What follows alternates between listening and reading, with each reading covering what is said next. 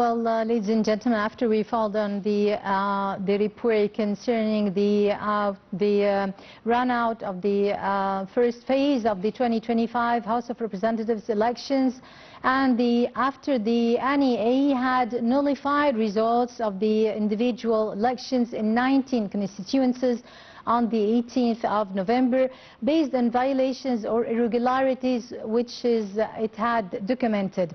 And of course, based on directives from the head of state, President Abdel Fattah al-Sisi, and he commented on the social media on his X account that some breaches had happened and occurred, and that's why actually the process of voting and the run out of the voters remain unaffected. Well, to shed more light on this, we are delighted to be joined over the phone by our prominent guest, Dr. Moataz Abu Zeid, Professor of Law. Dr. Moataz, great pleasure having you with us. Thank you. It's my pleasure. Thank you. Yes. So when we just try to watch out the whole scene till now, I mean the election process abroad of the expats, and then here now the runoff or the rerun of the first election. So, and of course after the nullifying the results of the first phase, how you just can comment on this, on the whole scene first of all? Yes, of course, you are right. It's somehow a very critical position for these elections, but we cannot say anything except it's a very important and constitutional merit to run these elections. And on the other side, the Egyptian regime headed by President Abdel Fattah al-Sisi is very keen to produce or to issue this version of elections in a very democratic and right way. Firstly, it was declared the schedule or the time schedule of the elections for the first stage and the second stage, and also for the elections of Egyptians outside Egypt. And the first stage with its 3 steps had ended, and of course some violations was discovered and was mentioned by President Abdel Fattah al-Sisi, and that's why the High Committee of the Supervision of Elections declared that there will be a repeating in elections for about 72 circuits for these elections. And of course, we are waiting for the results of the second or this second stage of repeat for these elections to complete the formation of the whole chamber of or House of Representatives in the Egyptian Parliament. Yeah, well, Egypt actually has a great legacy of constitution, I mean of parliamentary life, based on more than or longer than 140 years. Well, when we talk about, in particular, about the shaping the new House of Representatives 2025 for the new round in 2026, and how it's such a critical and crucial time we're witnessing out of geostrategic challenges, not only regionally but also internationally. How do you think that the mission and the duty of the new House of Representatives will be like so crucial and sensitive in such stage? And the important files as well. Of course, this is a very important point that you mentioned, which is our legacy in the parliamentary life. Of course, the Egyptian parliament proceeded more than 120 years, proving itself as one of the ancient parliaments in the Arabian or the African region, and of course all over the world. And this reflects 2 points.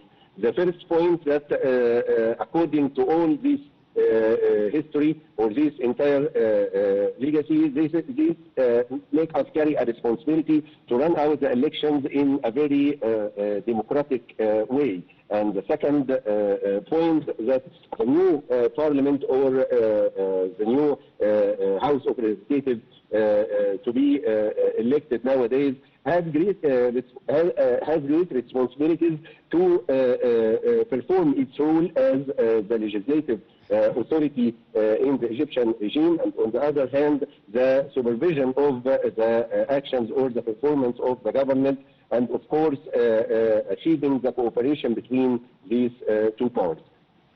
Yes.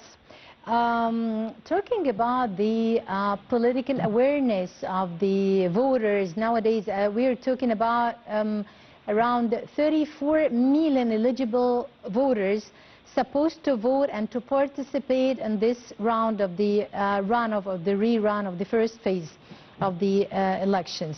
Talking about such awareness, and especially about the duty of the representatives of the parliament nowadays, and how the voters, they do really understand the duty of the representatives to shape the future, for making decision makers, and to be mediators between the government and the citizens, asking and defending for their rights. How this really affects the run out of voting, you believe so? Yes, it's very clear that the political awareness of the Egyptian people, especially the electoral people who have the right to participate in this election, was very clear during the political and social experiences. Yes. That the Egyptian passed through during revolutions and the new constitution issued in 2014, which respect this political will and these political changes. And on the other hand, the previous merits of the constitutional process by elections and referendums for constitutional merits and constitutional procedures in the previous elections proved that Egyptian people had a great awareness about how to participate or how to choose their representative in the parliament. And on the other hand, this awareness is not needed just to pass the electoral process, but on the other hand, it's needed also to know how to choose the perfect person, or how to choose the right representative, as we are looking forward many new functions for this parliament, new cooperations with the government, and of course the legislative function for this function, and of course the new shape or the new function of this parliament, either nationally or internationally, during its social and political role. Yeah, mentioning here the great achievements of the Egyptian foreign policy and diplomacy, in particular in this year 2025, approaching the ceasefire of Gaza, the inauguration of the Great Egyptian Museum or Grand Egyptian Museum, and many other diplomatic achievements and victories. Talking about the House of Representatives, and how the House of Representatives is supposed to continue to be supportive for the state in its foreign policy, linking the other parliaments and expressing the views of the governments and supporting this foreign policy.